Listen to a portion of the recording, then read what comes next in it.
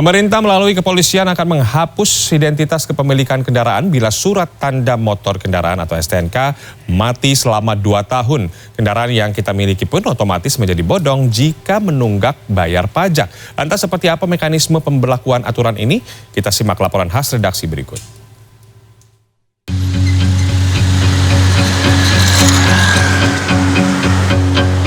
Data kendaraan bermotor yang STNK-nya tidak diperpanjang dan dibiarkan mati selama 2 tahun akan dihapus dari data registrasi kepolisian.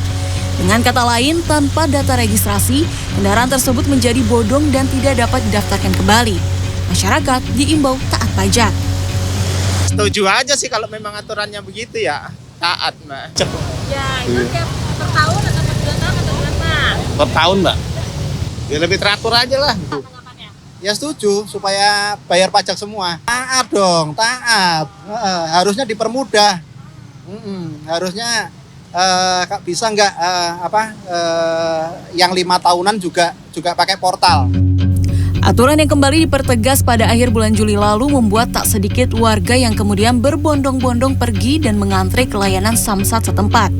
Kebanyakan dari mereka baru ingat bahwa sudah terlewat dari tenggat atau terlambat untuk membayar pajak perpanjangan STNK. Namun sayang, layanan yang tak setiap hari dibuka membuat para pemilik kendaraan kecewa. Mereka menyayangkan tidak ada pemberitahuan sebelumnya bahwa layanan tutup pada hari Sabtu. Nah, saya bayar di sana ditutup. Di mana tuh? Di kecamatan. Biasanya Sabtu buka. Di sini tutup lagi. Saya udah muter kemana-mana. Kiran nggak bayar, saya kena tilang. Kiran mau bayar, semua ditutup. Hanya orang tua kan orangnya pelupa, namanya manusia kan nggak luput dari lupa. Yang lebih bijak lah layanannya. Soalnya kan kita kan orang kerja, bukan tiap hari di rumah. Nah, ya udah, saya mah namanya pajak saya nomor 1. Yang penting pelayanannya dah, gitu aja. Senin sampai Jumat saya seorang guru ya, saya ngajar ya, kebetulan Sabtu. Saya libur, saya ingin ternyata tutup. Direktur Registrasi dan Identifikasi Korps Lalu Lintas Polri menjelaskan, peraturan tersebut kembali mencuat demi mengingatkan masyarakat akan pentingnya membayar pajak.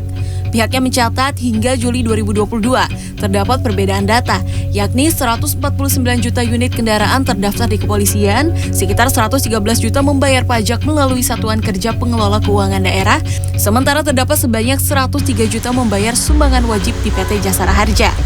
Guna menyelaraskan dan mengakurasi data yang dimiliki 3 instansi terkait, pihaknya kini tengah menyiapkan konsep single data. Di sisi lain, kepolisian menegaskan agar masyarakat tidak salah paham. Pemblokiran atau pemutihan data tidaklah langsung dilakukan pada pemilik kendaraan yang tidak melakukan pembayaran pajak selama 2 tahun.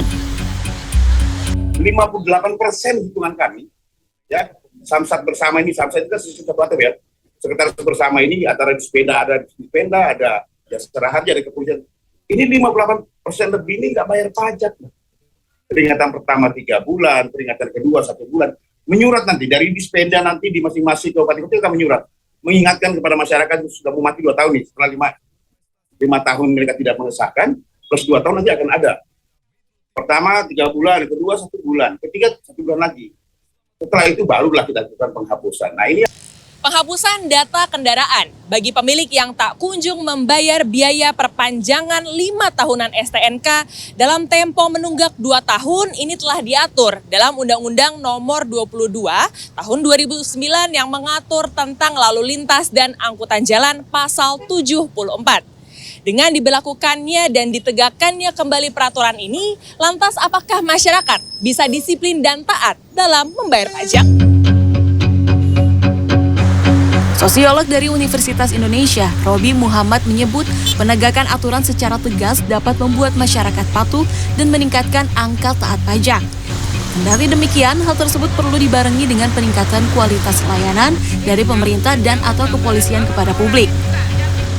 Salah satu cara untuk merubah perilaku adalah memberikan insentif atau disinsentif. Ya. Dalam hal ini, pihak kepolisian menerapkan disinsentif. Jadi jika tidak melakukan registrasi, maka akan dicabut registrasi kendaraannya. Jadi itu memang sebuah cara yang lazim. Memang biasanya itu bisa meningkatkan